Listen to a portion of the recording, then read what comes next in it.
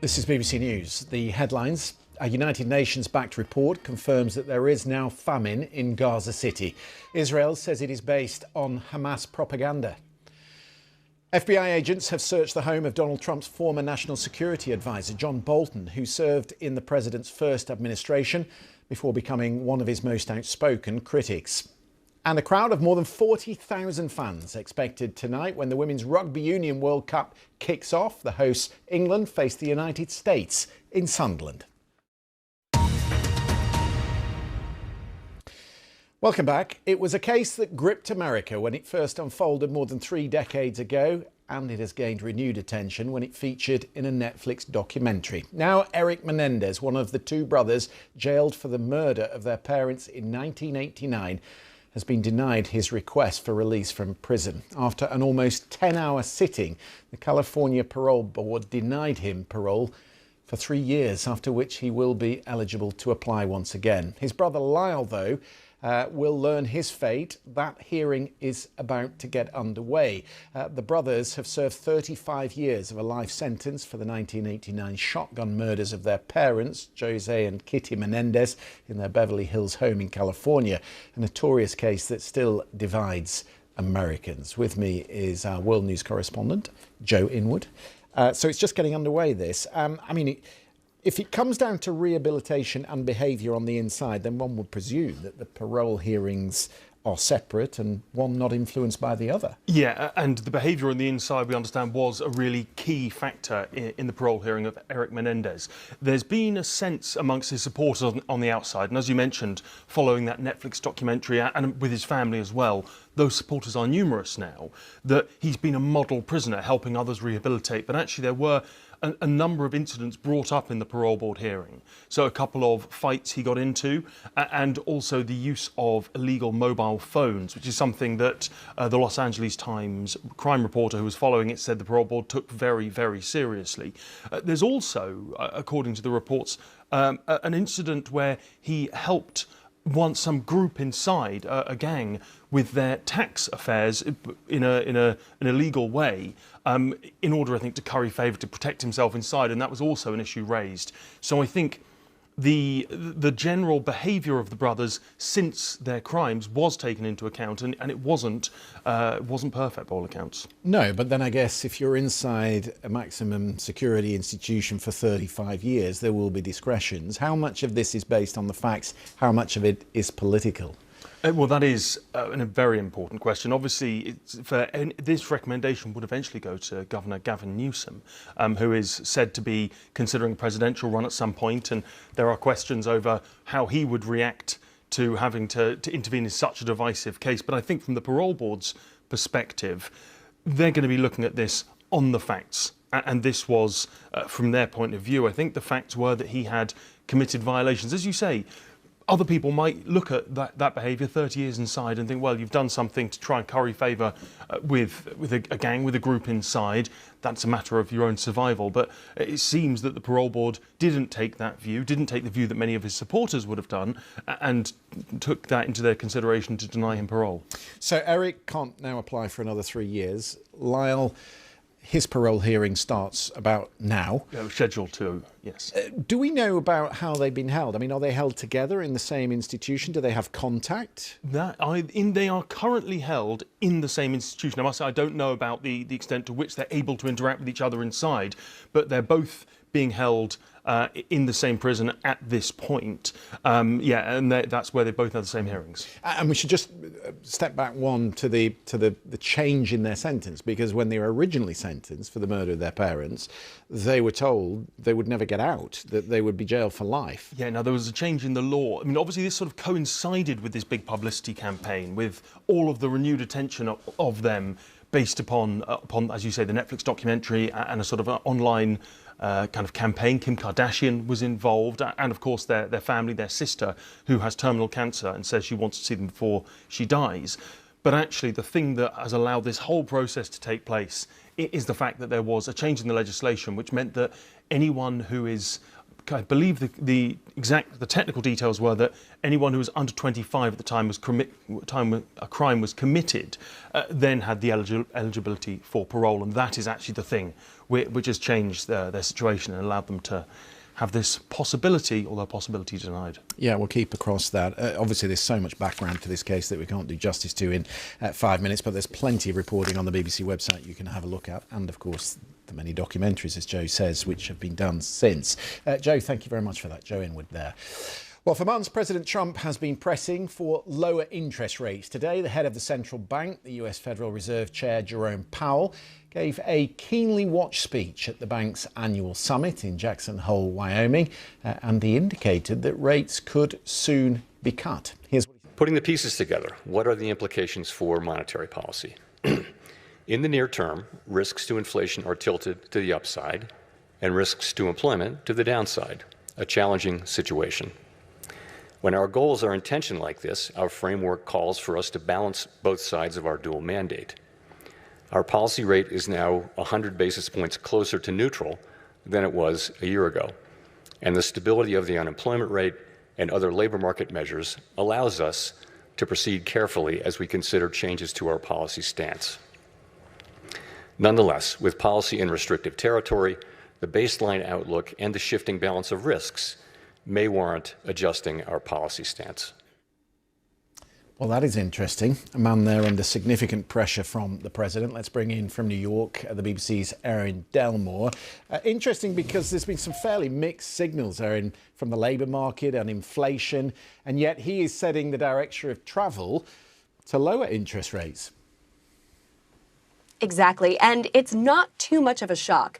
You know, Jerome Powell doesn't love to make news on these kinds of things. The expectation broadly held among investors has been that the Fed will cut interest rates by about 25 basis points or a quarter of a percentage point after its September meeting. But Powell's words today really cemented that outlook. And accordingly, we saw stocks rise in the U.S. We actually saw the Dow Jones Industrial Average notch a new intraday high, going up by more than 800 points or 2% within the hour of Powell's speech. Now, when Powell talks about different factors coming into place, well, he's talking about a general slowdown in the labor market. He did note that unemployment is still pretty low, among historical lows, and that it is seeming to remain stable at that point. But he also talked about the risks to inflation, especially given President Trump's broad reshaping of the global trade world order. That's really what Powell's speech today is about, how President Trump's big economic agenda items in his first term, that includes tariffs, it includes curtailing of immigration, which is a big supply to the U.S. domestic workforce, and it includes President Trump's broad tax cut and spending bill, which really changes how the U.S. spends money and how it gives it back, particularly to businesses and wealthier households in the form of tax cuts. So all of those implications we can unpack, but for the moment, the headline is investors are feeling very confident about that September rate cut. Well, that will give, I think, a bit of a bump to the markets, as you suggest. But what about the politics and the personal, Erin? I mean, this was a fairly long speech. Did he refer to the pressure he personally had been under? Did he talk about Lisa Cook, the Fed Reserve Governor, who is under a lot of pressure at the moment to stand down over a mortgage indiscretion? They're under attack, the Fed board. They surely are. And it's not a surprise that it's certainly the trajectory and how we've seen the political rhetoric unfold coming up to this point.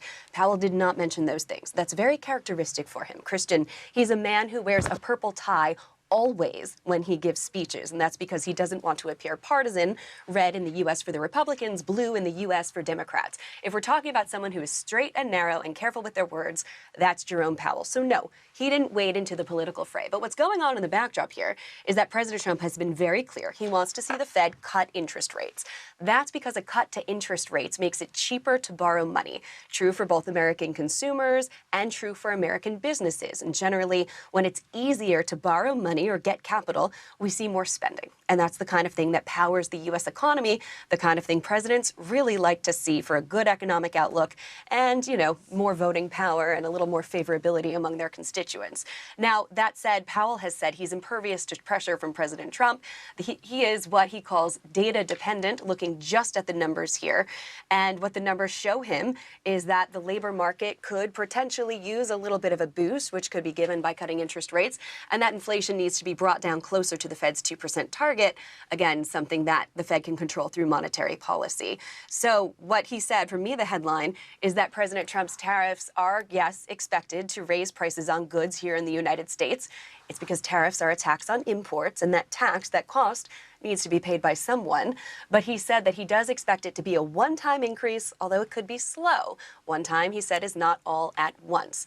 The really big question here is, what does it look like? Is it a one-time increase spread out over time, or is it a persistent rise in prices, which we know is inflation? Anybody who has spent money on anything in the U.S. or certainly around the world lately knows that inflation is really hard to stomach, and it makes our buying power lower. It's not what the Fed wants to see, and it's not what consumers want to see either. I can certainly vouch for that. It was pretty expensive the last time I visited. Erin, thank you very much for that. The British government has taken a first step in appealing a High Court decision that asylum seekers cannot be housed at a hotel in Essex. The Home Office is seeking permission to intervene in the case, which, if granted, would allow it to appeal the interim judgment that was handed down last week. Epping Forest District Council won an interim injunction to stop migrants from being accommodated at the Bell Hotel in Epping. The hotel's owner has also said today it will appeal the order. There are protests expected at other hotels across the country this weekend, and there are other councils, some of them Labour councils, that are considering similar legal challenges to the one that was brought by Epping. Our news correspondent Tom Simons outlined the impact of the court ruling on housing asylum seekers. Because of all these other councils that are saying, look, if it worked for Epping, if it worked for Epping Forest, the council, they're a Conservative-held council trying to remove this asylum hotel effectively from the edge of its town, then it could work for us too. And that gives the Home Office a massive headache, because it doesn't have lots of places to put asylum seekers. It has opened new hotels recently. The one in Canary Wharf, Britannia Hotel, has only just been started to be filled up with asylum seekers, so there's some space there. But if it has to find new places for lots of these asylum seekers, then that will be a major headache, which is why we're seeing this appeal today. And it's effectively the government asking the court to let it have a say. The previous judge at the lower court, the High Court, saying, we're not going to decide to let you have a say in this case, and also the hotel company is also asking for an appeal as well. So if that is granted, then the next step, potentially, that the High Court, the Court of Appeal could hear something on this. For those viewers around the world who may not have been following this closely, how many hotels are currently being used here in the UK, and what does the population within those hotels look like? Well, so we're talking about hotels, often ones that are particularly commercially viable. I mean, some of them probably are, but they're not the sort of big tourist hotels in the middle of big tourist cities. They're generally in out-of-the-way places, smaller towns, and the owners of those held hotels have decided to sign a contract with the Home Office, the Interior Ministry of the UK, effectively to let asylum seekers live there. They get paid for, the food and lodging is paid for by the government. And some of them have now become fortresses because of the controversial nature of this policy. The Bell Hotel in Epping, which is the one that sparked this court case, is surrounded by railings. I've been there when there have been protests, and you can hear the tannoy going off inside the hotel telling the asylum seekers to stay in their rooms for their own safety. So this is a serious business. There are about 200 currently being used at the moment, but the government would swiftly point out that it has reduced that number from 400 at the height of the use of hotels. And the reason the government needs them is that it has a massive backlog of asylum seeker claims it is trying to clear. So these are people who are waiting to hear if they get the right to stay in the UK. Yeah, the new immigration stats yesterday suggest the number of asylum seekers in these hotels has gone up 8% in the last year, albeit that it's come down slightly since March. And Labour says, yeah, we're trying. It's not easy, though, is it, if the number of small boat crossings is increasing? And so the question becomes, is this the solution, and is there an alternative method of housing asylum seekers that they might be looking at? Well, so the government thinks it is the solution, closing the hotels, because it's made a commitment to do so by the next election, which could be sort of 2029 potentially. So it is not accepting the use of hotels. It's saying we want to close them. But the alternatives are much smaller properties, just normal houses, perhaps turned into multiple occupancy houses, bought up by the government or by the providers, three companies who provide this accommodation. And then the other alternative, of course, is former military bases. We've seen Wethersfield, a big former military base, being used to house asylum seekers. The government says that's actually more expensive than using hotels, which are just there and could be used. And also they tend to be controversial in their own right, because obviously a large number of asylum seekers being held in often out of the way rural places, that can be something that local people respond against too. So really for the government, the only answer here is to reduce the numbers coming in and speed up the processing of the claims that they have got to deal with when people do come in. But both of those are possibly some of the biggest headaches this government faces. Tom Simons with me a little earlier. We're going to take a short break. Around the world and across the UK, you're watching BBC News.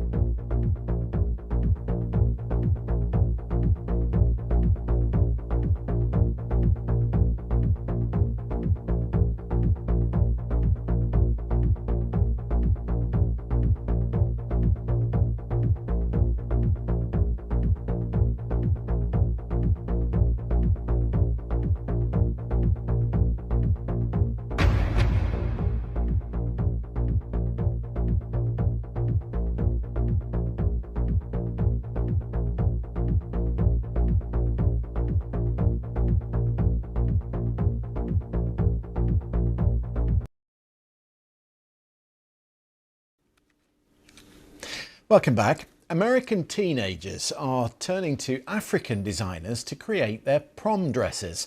Although prom isn't a tradition in Africa, 5 designers say they have shipped nearly 3,000 dresses to the US this year alone. The BBC has spoken to some of the American teenagers who've looked across the world to find their dream gown. Chiamaka Anendu has the report.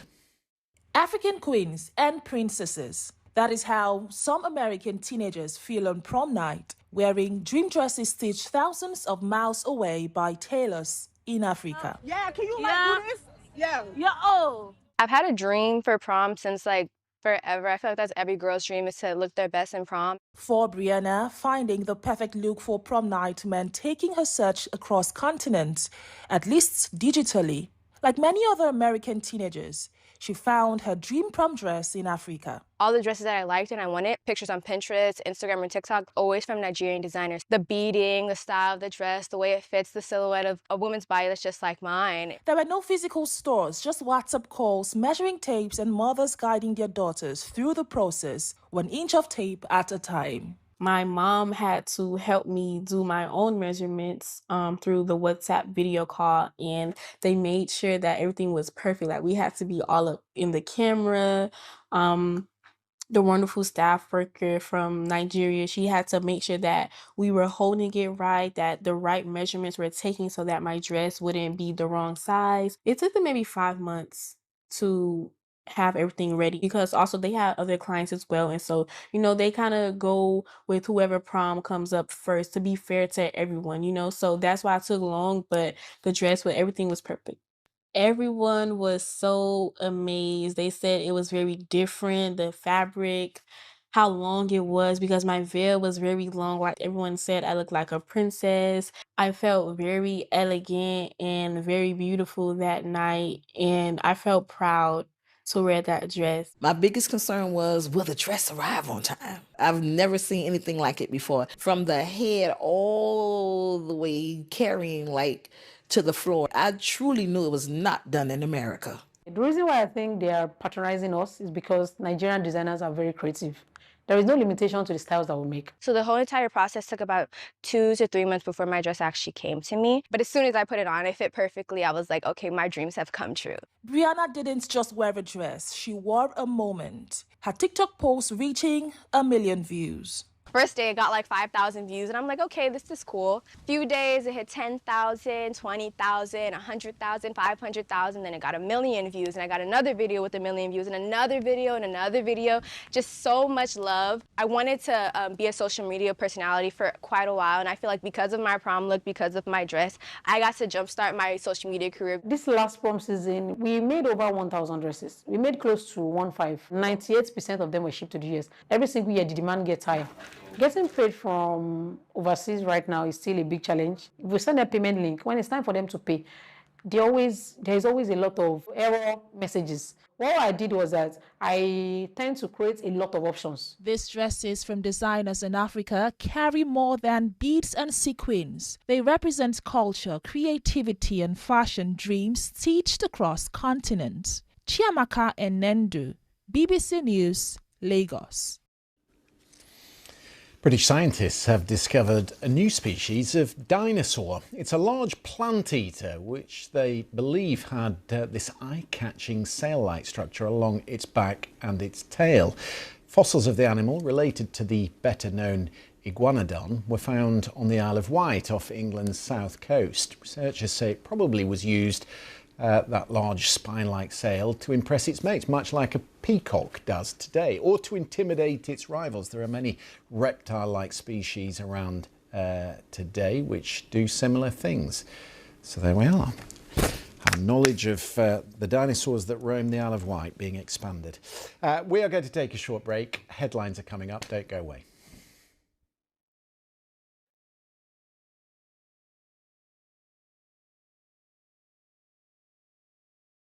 This is the entrance of the cave for the Mayas. We're going into the body of the monster of the earth. And you can see the fangs are the stalactites.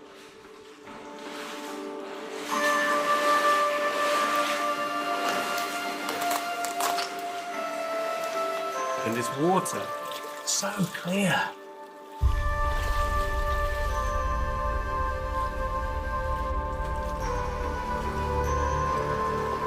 This cave was first discovered and mapped in 2015, and many kilometres still lay undiscovered.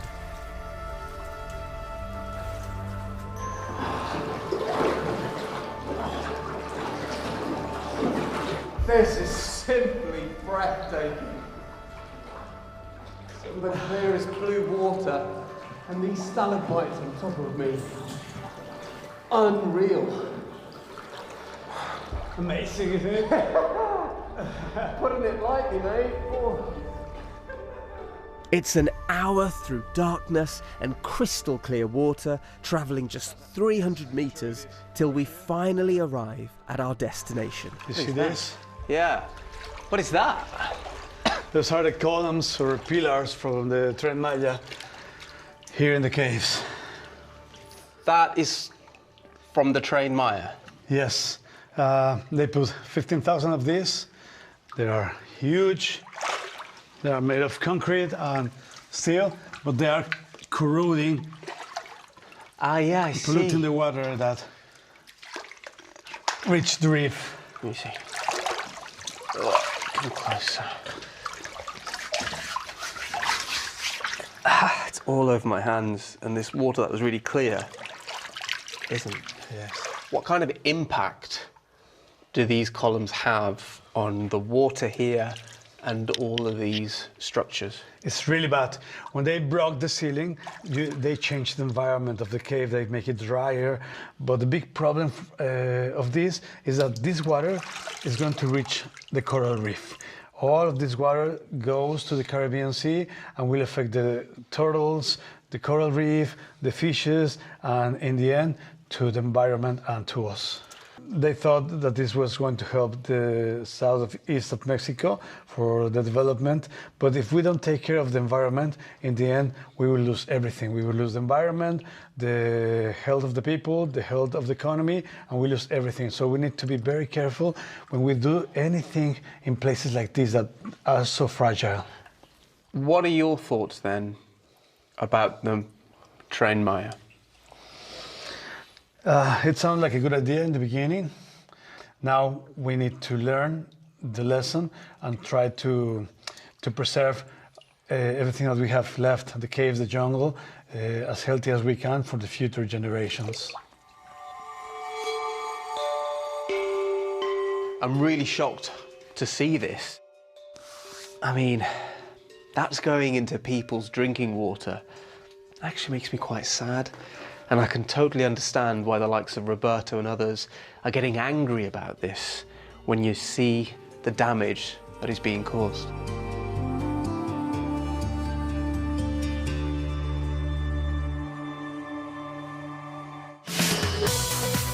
The Travel Show, your essential guide wherever you're heading. Every weekend on BBC News.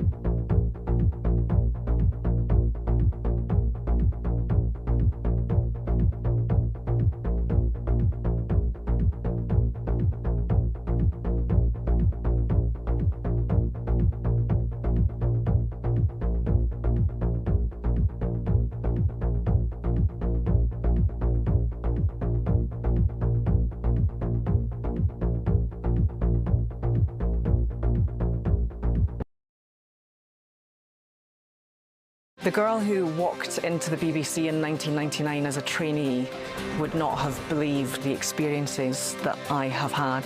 When I first started covering women's sport, many people weren't terribly interested. The first time I realised that the women's game had progressed as much as it has was when England played at Wembley for the first time ever.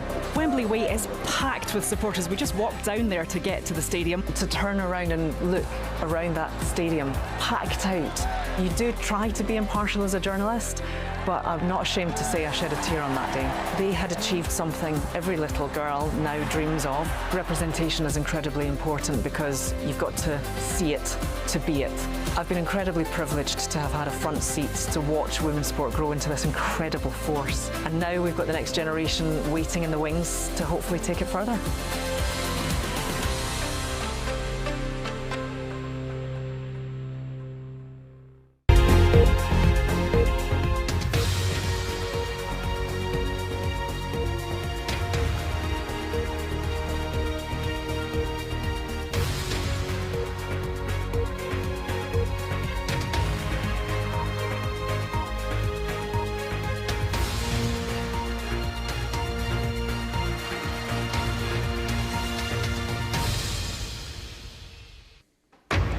Live from London, this is BBC News.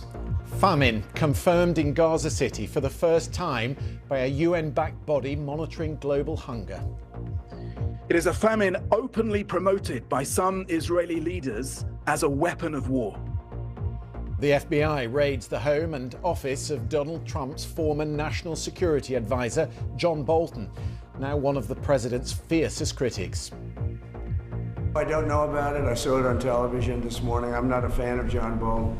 He's a real sort of a lowlife.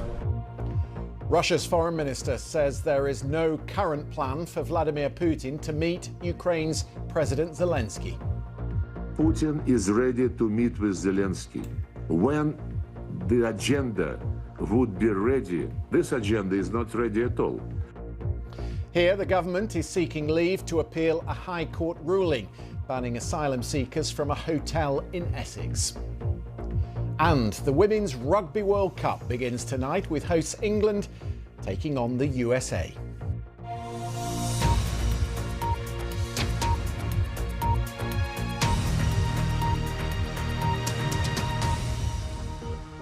Hello, I'm Christian Fraser. Welcome to Verified Live. After 22 months of relentless conflict in Gaza, a UN-backed body responsible for monitoring food security in the Palestinian territories has confirmed for the first time that famine is present in Gaza City and that deaths from starvation will rise exponentially. The IPC says more than 500,000 people in Gaza are facing starvation, destitution and death. Malnutrition, says the report, threatens the lives of 132,000 children under the age of 5. It is famine, said the IPC, that is entirely man-made and it can be halted and reversed. The areas in red on this map are those most severely affected and they include Gaza.